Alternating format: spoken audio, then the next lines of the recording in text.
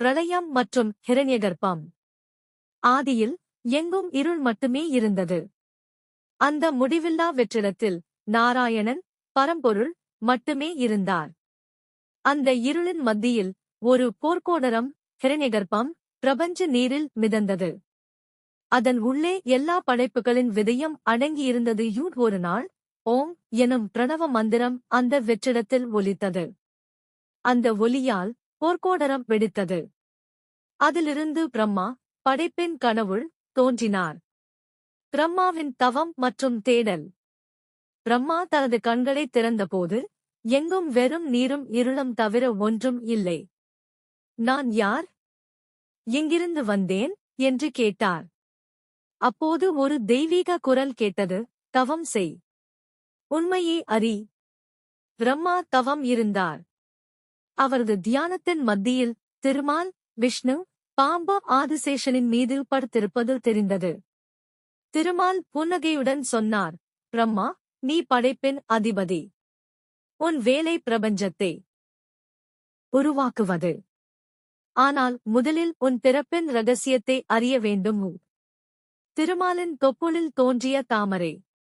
அவர் சிந்தித்தபோது திருமாலின் தொப்புளில் இருந்து ஒரு தெய்வீக தாமரை முளைத்தது. அது விரிந்து 1000 இதழ்களுடன் ஒரு போர் பூவாக மாறியது. அதன் மீது பிரம்மா அமர்ந்திருப்பதைக் கண்டார். திருமால் விளக்கினார், நீ என் சக்தியிலிருந்து பிறந்தவன். இந்த தாமரை உன் சிம்மாசனம். இதிலிருந்து உலகங்களை படைப்பாய். 4 தலைகளின் இரகசியம். படைப்பு பணியை தொடங்க பிரம்மாவுக்கு 4 திசைகளையும் பார்க்க வேண்டும் என்ற தேவை ஏற்பட்டது. அவரது ஒரு தலையிலிருந்து மேலும் 3 தலைகள் தோன்றின.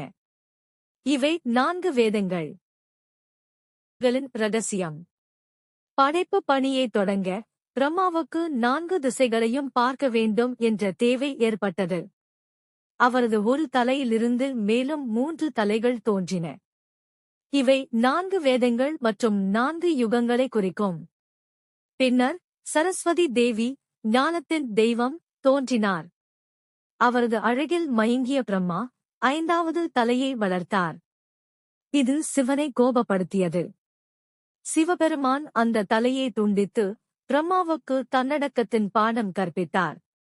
முதல் படைப்பும் சப்தர்ஷிகளும்.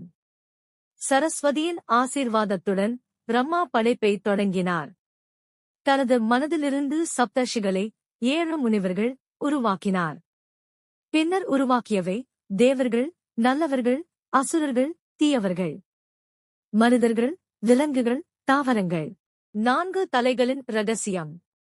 படைப்பு பணியை தொடங்க பிரம்மாவுக்கு 4 திசைகளையும் பார்க்க வேண்டும் என்ற தேவை ஏற்பட்டது. அவரது ஒரு தலையிலிருந்து மேலும் 3 தலைகள் தோன்றின. இவை 4 வேதங்கள் மற்றும் 4 யுகங்களை குறிக்கும்.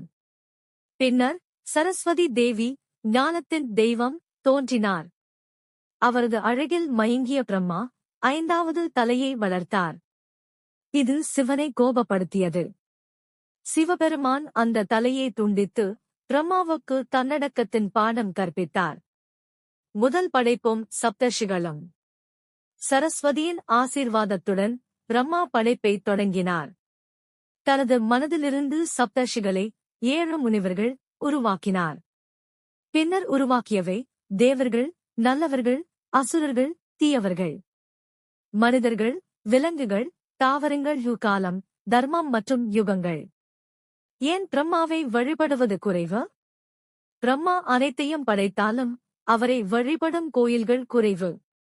காரணம், தன் படைப்பில் மிகவும் ஆசை வைத்ததால் சிவபெருமான் உன்னை யாரும் வணங்க மாட்டார்கள் என்று சபித்தார். அவரது வேலை படைப்பு மட்டுமே.